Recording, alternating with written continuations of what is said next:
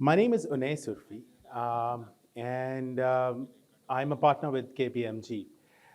I do specialize in a few things in consulting, one of them being ESG.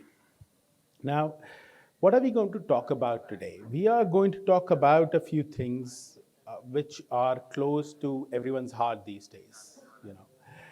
We are going to talk about the role of HR, the role of HR in sustainability. ESG as a term these days is in fashion. Everyone wants to talk about sustainability. Everyone wants to talk about equality. Wants to talk about governance. Everyone has a viewpoint on ESG these days. And ESG as a topic is extremely vast, all right? Each vertical in an organization has its own viewpoint, has its own, uh, what do you call, method to absorb the elements of ESG, all right? And so does HR. But HR, it seems, has been slightly ignored from a sustainability standpoint compared to other departments. But we are here to change that myth. We are going to sort of delve into a few topics which talk about how HR can basically go ahead and help you understand ESG better, help you take a leap towards a sustainable future, and help you take your own organizations to a more sustainable organization. All right. Now, with that, we'll give it a go. See, what is ESG? All right. ESG is about making an impact on the planet, on your organization, on yourself. It covers not only energy efficiency, which is like the go-to fashionable word for sustainability to talk about. It also covers your own pay, your compensation structures, your employee diversity initiatives, your uh, data protection. I mean, in the previous panel, there was a lot of experts talking about data and how it's the current currency that we're talking about. So is sustainability, and so is HR. HR has a lot of things to do with data. You are the data generators, you are the data aggregators across board. Without you, most organizations' whole data governance would suffer. Without you, the tax strategy would fail. Without you, your board of directors will not be able to understand how to take this regulatory framework of ESG forward. You know, without you, the working conditions, without you, the slavery and the child labor impacts on this world will not move forward. So, as HR professionals, you have to understand that it is no longer just about our impact on the planet. It's about the impact that you guys can make through your initiatives, your sustainability initiatives, your environmental initiatives, and most importantly, your governance initiatives uh, on, on a lot of things. For example, if we take up health and safety, or we take up sort of conflicts that you guys handle with your unions, with the way people are getting treated in most factories and manufacturing organizations, you guys are the ones who have to lead the way. This is what governance and ESG stands at. This is essentially ESG 101, which a lot of organizations tend to ignore. And it has a direct impact on our, the products that we sell across board. Now, why are companies focused on ESG? Obviously, there are obvious reasons for it. Because of regulators. All right, that's the most obvious answer in India. Because it's a regulatory requirement, it's a check in the box, and we will do an ESG reporting for you. All right? Most of us have done it. Most of us are experts in BRSR, in TCFD, and in various forms of reporting. And it's very fashionable to say that our organization is GRI framework. It has compliant. It has like 600 odd KPIs already there. But why do they need all of this? The reason is funds. Most investors, especially the new age investors, they are looking at funding. These new age investors are millennials. They want to buy, they want to sell, and they want to invest in organizations which think differently. Uh, the employees, the new skilled workforce that you guys are hiring from, the structure that your organization is going through, the structure that you want the future of your organization to be there, how to make it more sustainable by doing the correct hiring. These employees, these new generation, the next gen or whatever you want to call them, they want to work for an organization which is more flexible, which has an impact on the future of this planet. And that's why these two are the fundamental pillars which will drive most of the ESG initiatives going forward in the future. To do this, you have to control your suppliers. You have to ensure your communities are, your organizational communities, the places where you work for, your business partners, your suppliers, they are compliant on various things like scope 1, 2, 3, 4, whatever. So, okay, especially the suppliers and the customers do come into the scope 3 portion of ESG. Your communities, your business partners, you want to have a clear and a compelling understanding with your business partner that these are your core principles when it comes to ESG, and that's what you want to work for. And they better be compliant, they better have an understanding of your own principles. So that's why as HR professionals, you are duty bound to draft those principles in such a manner that you have an impact on the environment, on the sustainable future of your organization, and most importantly, the governance of your organization. Now, with that, I want to understand what exactly ESG means to you. So we have a small Mentimeter. You need to go to menti.com, put in this code or scan this QR code, have a look at it, and I want to understand what does ESG stand for you. Can we have the Menti one, please? Yes, slide 2. Slide 2 over here. Yes, thank you. Just click on present over here, top right hand corner. Yes, thank you so much. It's loading. Do you believe ESG is relevant to HR? Can you just give me some of your answer? It could be any answer. This is not a multiple choice. Just put your answer together. QR code is right on top, 2857340. The code, you can go to menti.com, either scan or put that code as well.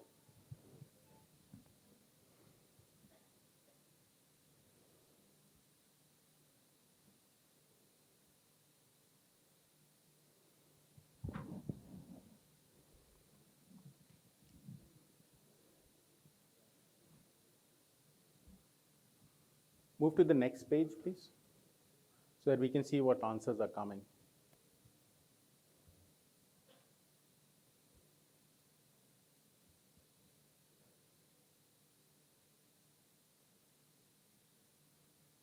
So I understand ESG is relevant, but if you can put more response to it, like why do you think it's relevant? I understand it's relevant to HR. Yes, it's a purpose. It's the new era of the organization. But beyond that, if you can, so it'll give me a fair idea of, what's going on in the room right now.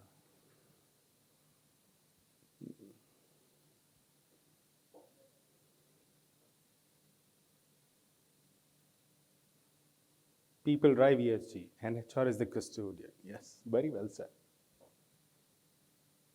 Okay, thanks. Pride building. We will make this interactive. So whoever said pride building, can you elaborate further? If you can, stand up and probably elaborate your answer. Who said social cause, work ethics, pride building? Anyone? Yes. You want to elaborate? Can we have a mic?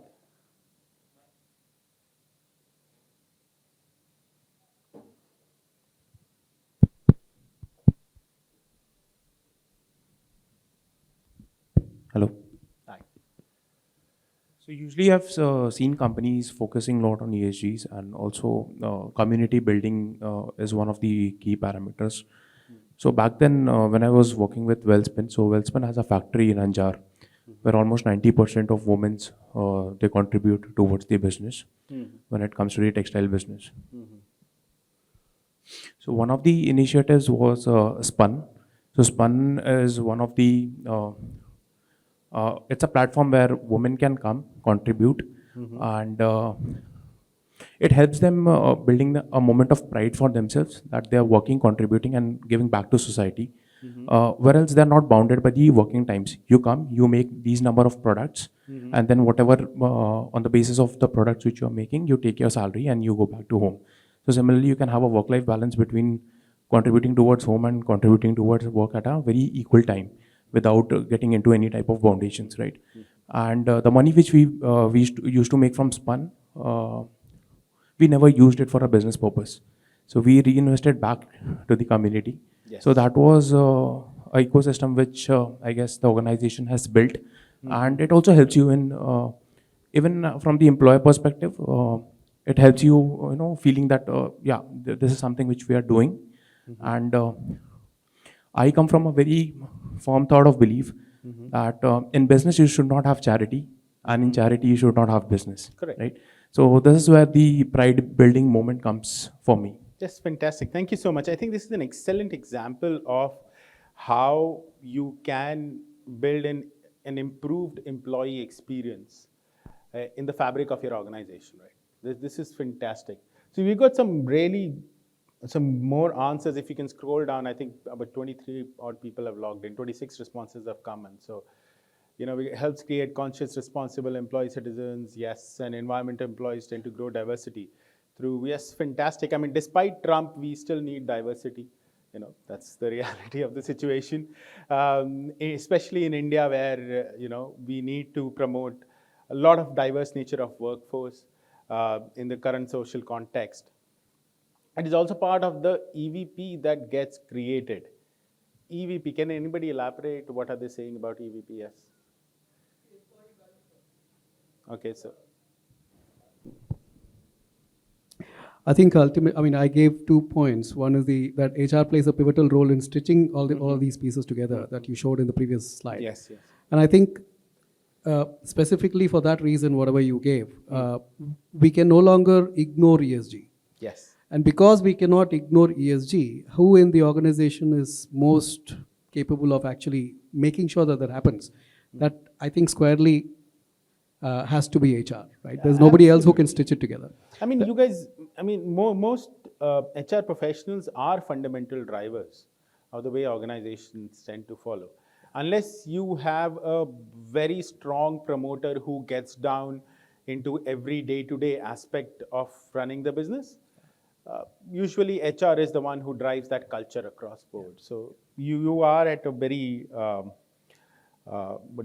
fundamental driver on this. Yes, thank you so much. And the reason I said EVP is because the generation now expects much more from an organization, particularly social responsibility, governance, are all aspects that, we see that talent now looks for all of this. Absolutely. So if we are to create an employee, a value proposition of what an employer, the organization is, I think ESG becomes an indelible part of it. Absolutely, you're absolutely right.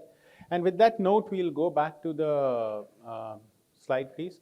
And that is very important point that you had made.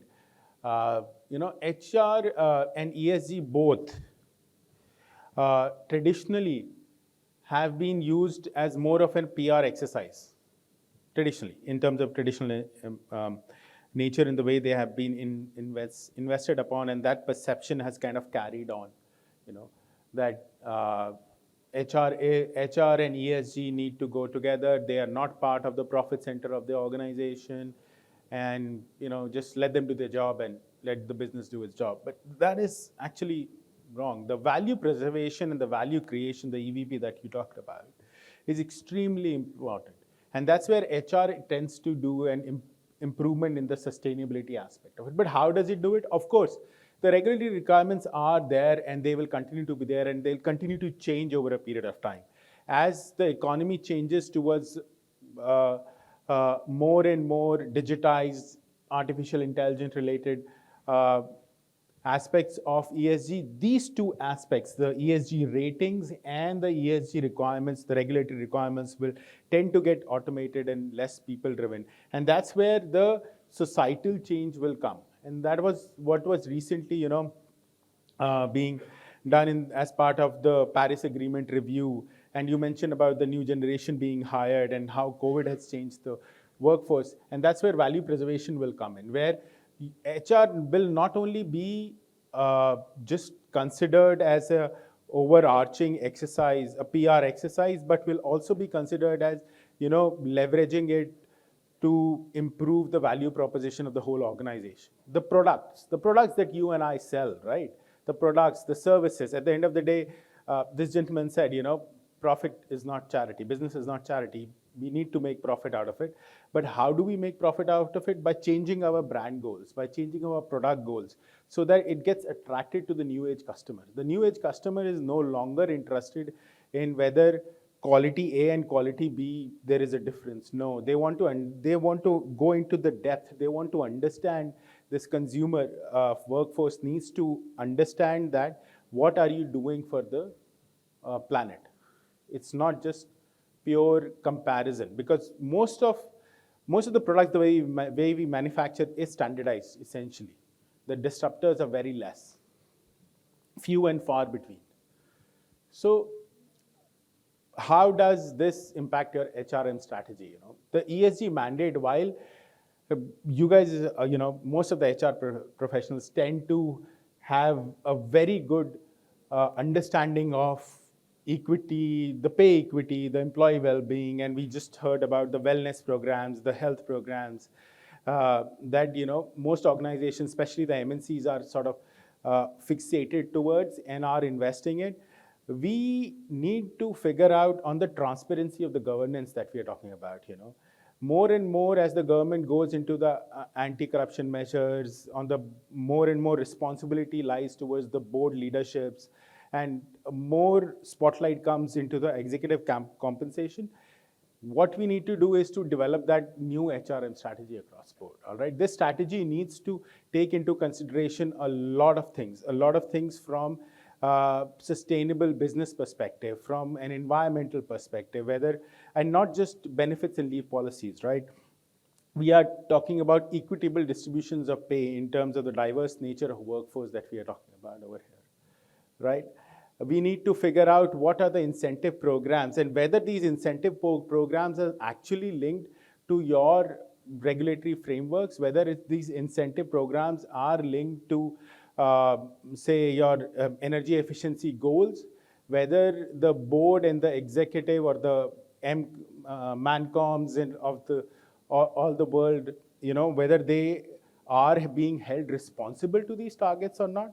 So this is something that needs to sort of boil into the HRM strategy going forward. And this value preservation to value creation will only take place if your frameworks, your code of conducts, your whistleblowers, your rewards and performance, your culturally that well-being, not just mental and health well-being, but culturally that comes into the bloodstream of the organization. All right. For the people who are trying to click pictures of the slide, you can get this later on. We can share it across to everyone. That's not a problem. All right. So the green benefits, for example, the carbon credit program is getting revived by Government of India, and very soon those targets will be linked to the board compensation, to the CXO's compensation. Your management bonuses, your LTI achievements being linked to the ESG target. This is what we are talking about. And this is the only way that I and most of us external consultants tend to feel that most organizations will go ahead. That is the future roadmap. Now, we'll try to understand more on the employee life cycle. If we can go back to the which stage of employee life cycle is maximum impacted by ESG. The code remains the same. The question would have changed if you go back to the web page on Menti.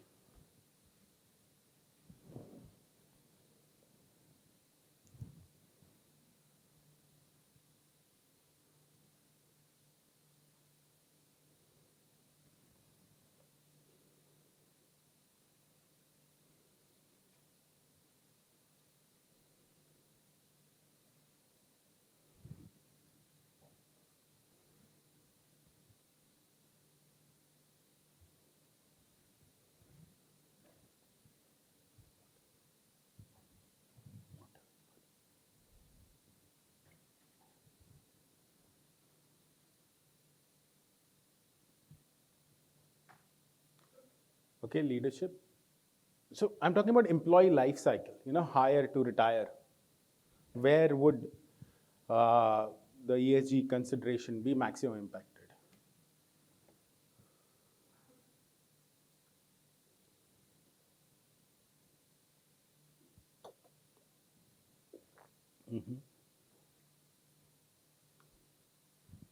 Retention. I'm assuming people who have written retention over here, uh, they they have encountered experiences where people are leaving because uh, the organization is not environmentally conscious, and that's why retention.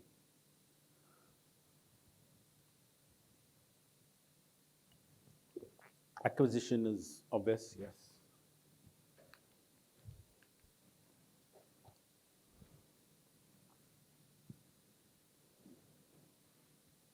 Onboarding, HR workflows and processes.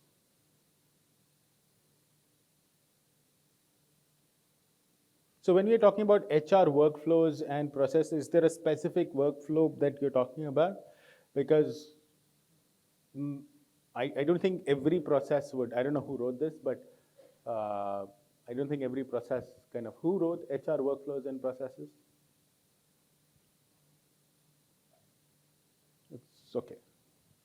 Entry and exit all stages. Promotions. Promotions, yes, definitely. It should be. Your new strategy should, your promotions, your bonuses, your comp structure should all be linked.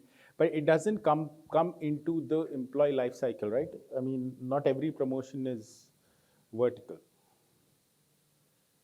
As your organization grows, there could be role changes, right?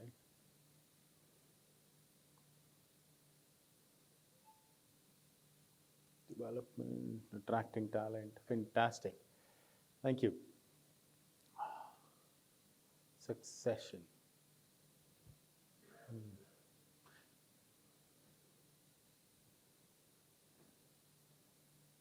Attraction, leadership, DFF. All right.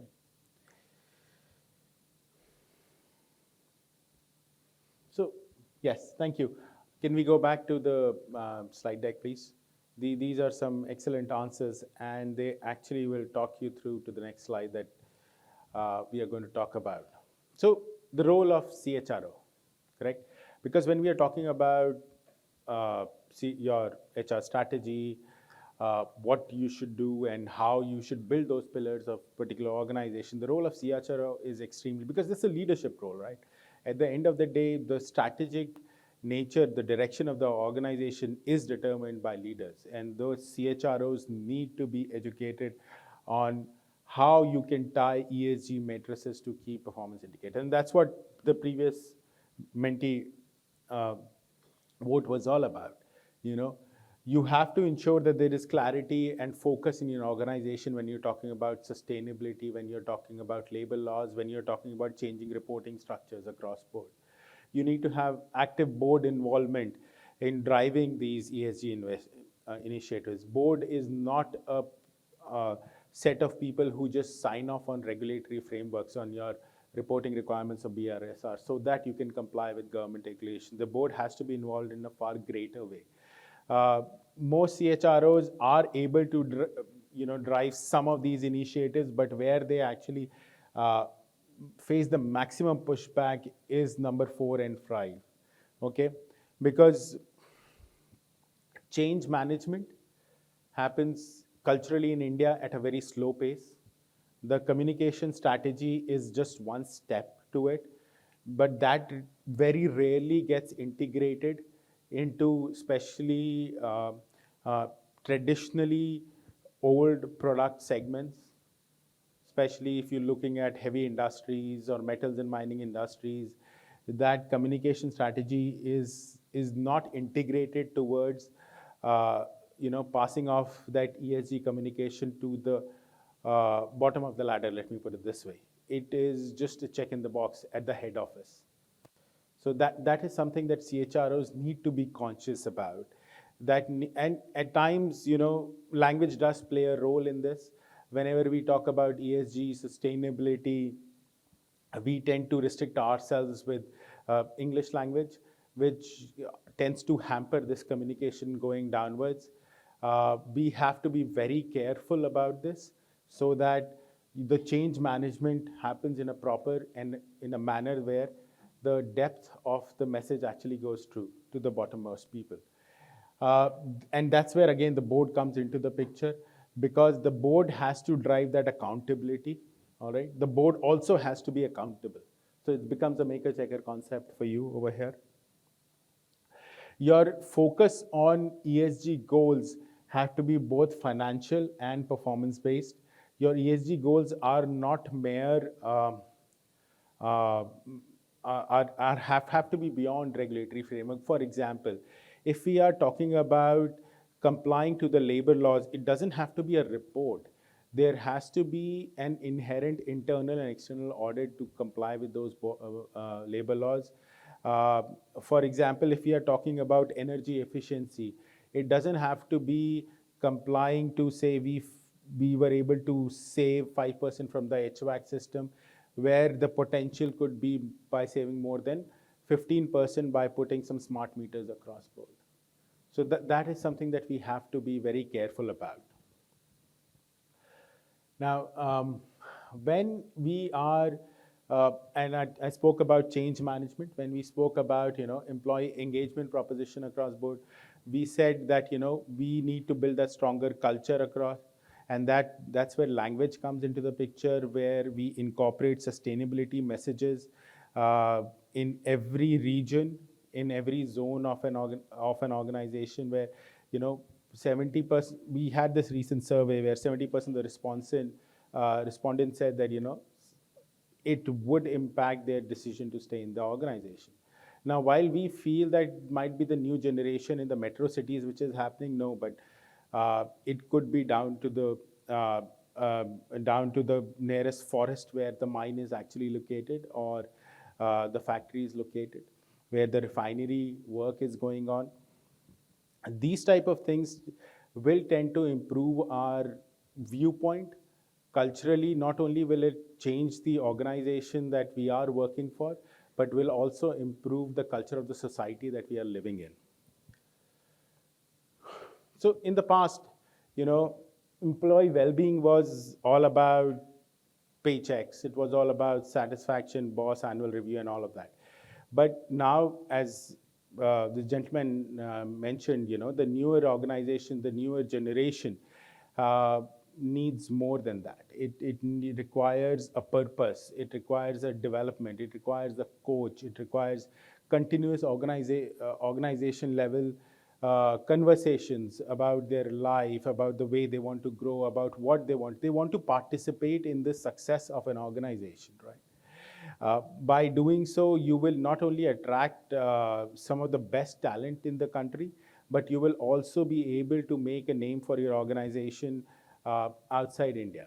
All right? The European market, the American market is far more mature when it comes to attracting this kind of talent, right?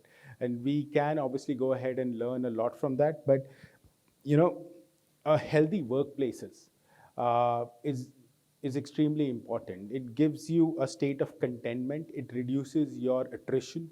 It encourages people to spend a lot more time in an organization, and that's what the new trends are going forward. Whether we want to, I come from a very old workforce background. You can see the tie is still there, but after 20 years, I am trying to change so that I can attract the best talents coming out of the best colleges in the country. But whenever I take interviews, and I take quite a few of them, they tend to ask me these questions. They tend to ask me a lot of questions about well-being, about mental awareness, about coaching, about what roadmap is going to be. I have some answers, and honestly, I don't have some answers. Because the generation that I am coming from, it didn't exist. You were just happy to get a job. That's it. But that's not going to be the future. The future is going to be not just your career, about your paycheck, about your take home, but it will be about my life. What am I supposed to do in this? So we similarly did what a small survey about KPMG did this some time back, and what are the drivers behind the rise of DEI investments, right? The DEI investments in India are particularly lower compared to the global average, right? Uh, we still don't have a lot of women-owned private equity firms, you know. We still don't have a lot of women in the top echelons of most organizations.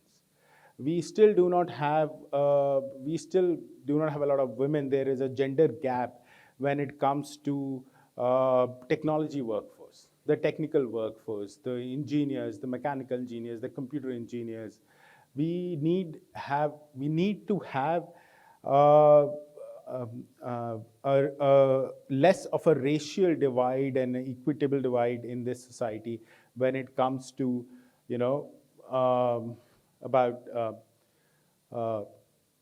diversity on the basis of race and ethnicity.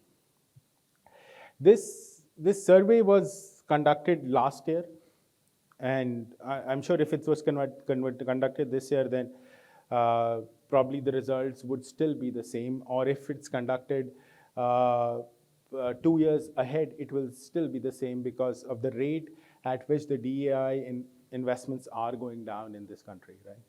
We need to figure out how to go ahead and change this. We need to figure out how to ensure that, you know, not just women, but people from all races, people from all genders are able to compete in a more equitable society and have equal workplace benefits. So that's where you guys become an ambassador for the whole organization. You guys become an ambassador of your organization to the rest of the world, you know.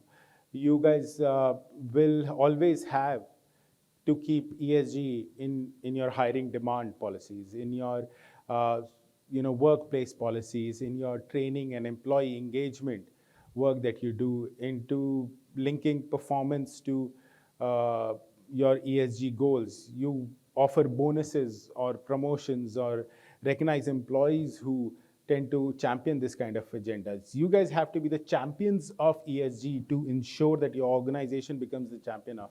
Because there is no other department, there is no other practice within your organization which has the potential to divide your E, S, and G initiatives in a manner that they become the pillars of strength of the organization. All right. Your manufacturing organizations may not have the relevant know-how, but they move ahead and tend to seek HR for this kind of advice. In financial services organizations, these guys are too busy to understand what is going on. They are all about numbers. They tend to treat people also like ones and zeros. So do consultants like us, you know. We are always from one flight to the other, and we tend to forget this. But it's the role of that organization to keep all of us in check, and that's where the role of HR comes into the picture. You guys are ambassadors, in-house and outside. So last question on the Menti. Please have a look at it. And we just went through a few trends of HR and ESG where they tend to integrate together. And I would like to know which was more relevant for you.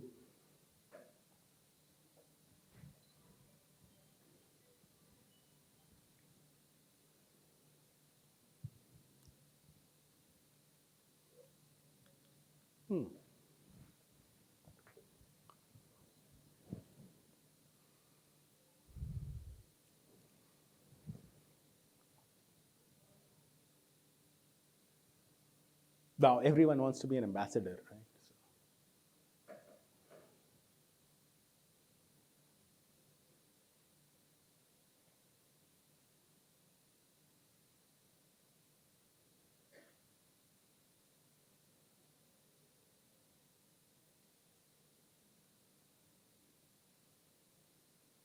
So before we move to the next section, I would want to understand from some of you, when we are talking about enhancing, and you guys are obvious experts and far bigger and better expert than I am because you're doing this day in and day out for I don't know how many years.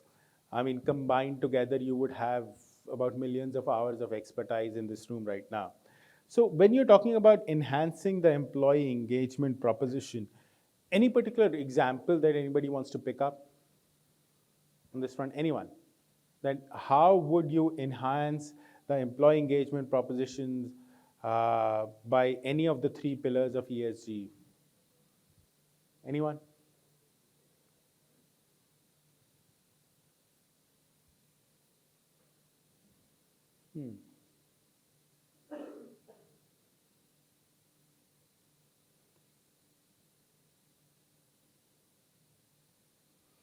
All right.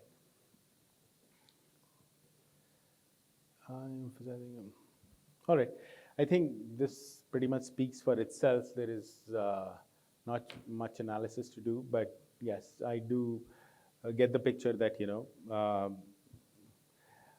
emphasizing employee well-being and, ensures that you become an HR ambassador. I can obviously see an attraction towards being HR as an ambassador because it also works towards your own brand, right? Your more personal brand tends to improve within the organization and outside the organization by having this initiative. Please understand, the last one is not possible without any of these three. Okay? This was primarily a trick choice for all of you. Okay? You can become an ambassador, but without doing any of this, that thing will fail. Without having a powerful and a curified role for your CHRO, without having a proposition for your employees, without understanding their well-being and how to engage with them, without investing in DE and I initiatives, you cannot become an ambassador. It is, I understand the attraction of being an ESG ambassador. I mean, it has HR and ESG both involved in it, and that can sort of rocket your all careers across board and make your public profile fantastic. But none of that is possible if you don't do any of these things. That's the truth over here. Okay, can we go back to the slide section, please?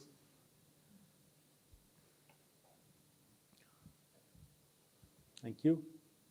So these are some of the initiatives. These are some use cases, that we have seen with some of our customers. At KPMG, we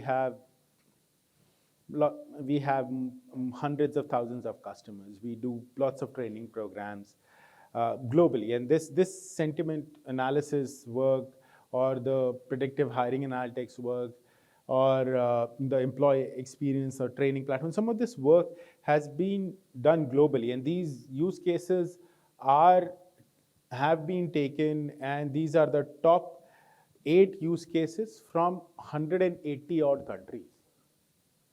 This is all data-based. This is not based on just what we think is right. This is what we think that you are doing it. Okay, this is what our customers are doing, especially when it comes to, say, a campus tour. Now, we were earlier talking about hiring the new generation, right? So the new generation wants to know what are we doing for ESG. So we built an app. Then what we did was, one of our oil and gas customers, what they said, no, building an app is not enough. I want to attract the best talent. So we took that app and put that whole tour onto a metaverse. There's a metaverse site just for this. And, then we were able to understand. Then we did some hiring analytics, There, for some of our customers and internally for KPMG, we tried to figure out why did not X, Y, Z sort of join our organization? What were they looking for? All right. And then we realized, that we are not marketing our ESG initiatives enough. The LLM powered bot, which can be trained on your HR guidelines, all right? Your employee experience can be taken care of. And I'll just give you a detailed example of blockchain, enhancing your ESG performance. Now, blockchain has been there for a fairly long time. It was just that it was very expensive because of the computing power that was required. Now, blockchain allows you to check and freeze a particular person's employee history. Right now, most of us tend to go ahead and do a forensic check for every new hire in through NASCOM or through some other organization, or coming to an organization like KPMG to do a forensic check for them, right? Now, what blockchain does is it will tokenize the identity for Unaise Urfi for eternity. That block named Unaise Urfi will not change. If anyone tries to change it, it will just destroy itself or make a new block itself, but the original will remain the same, okay? So what it will do is it will ensure that my background and employee history, which was done by KPMG, my data and performance reviews stay the same. These 1, 2, 3 tends to link together for each employee's performance, each employee's engagement. Now, that block of information, whenever, say, another consulting organization tends to hire me, will come to KPMG and ask, okay, how was he employed there? Is there some issue that we want to understand? So HR will just go ahead and check it. And as part of that, they will figure out whether I was able to do performance reviews properly, not only for myself, but for my people, or where there were any compliance related issues or not. Now, over here, what else can I do? We can also figure out data points to say that, you know, KPMG is using blockchain to do this kind of data, which can be saved across in a particular block of information. And by doing that, it is saving hundreds of pages of files. It is improving, it is making our planet more green. That is something that KPMG can go ahead and market to the organization. It is helping in doing smart contracts, which it reduces delays, errors. It saves time, it saves electricity, it saves paper, it saves a lot of things. So this is something that, you know, you can take up as a use case for your own organization. So what should HR stakeholders be focusing on? Essentially an aspirational strategy, right? Because currently you are not able to promote an overarching strategy. This change management can be done through workshops. This change management can be done through trainings across board. It is very important to do this kind of change management, especially if there is a succession plan going on in your organization. The moment there is a succession plan in your organization, you can build an ESG strategy into your HRM easily. All right. You need to ensure that, you know, you have a sustainability mindset across, from all the way from board to the security guard. You can establish information integrity through things like blockchain and data governance. You can do increase involvement of board management through trainings by taking them out to retreats where they can understand sustainability. You can take them out to sort of you know, improve their own social impact on their own organization, right? You can have this kind of an aspirational strategy, but it is an initiative that you will have to drive, that you will have to take. It is something that most organizations, C-levels, will not be able to figure out because they're too busy making profits. And understandably so, that's their role. Okay? But HR roles needs to change. So with that, ladies and gentlemen, this is pretty much it from my side. Thank you so much for your time. I understand it's the end of the day, so I didn't want to take longer. But in case you have any questions, I'll be happy to answer.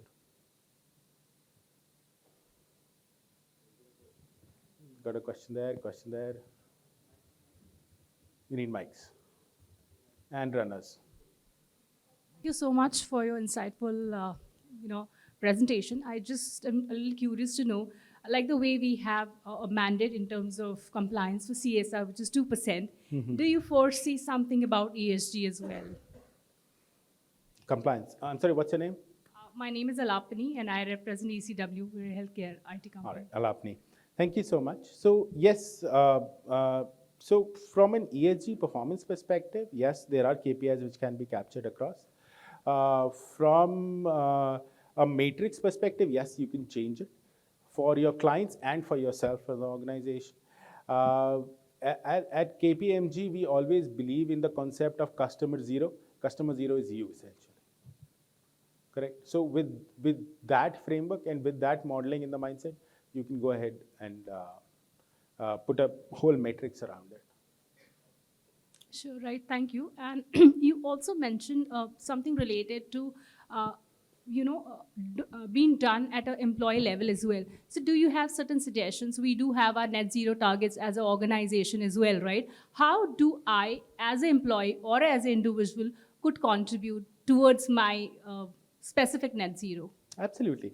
So employee engagement is extremely important for HR's role as an ambassador for ESG, right? Employee's role, it's extremely important. So what you can essentially do is you can have an sort of an ideas session with them and, ask them what are your, it'll also give you an outside in view of various initiatives you're doing. You might have a net zero target of say 2030, and you might feel, or the board might feel, that you're not achieving it, right?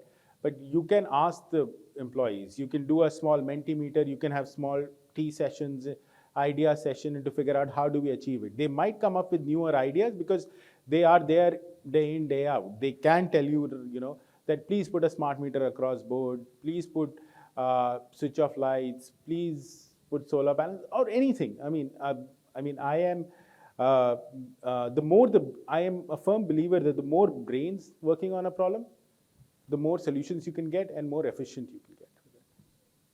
Yeah. I think you had one question. Yeah.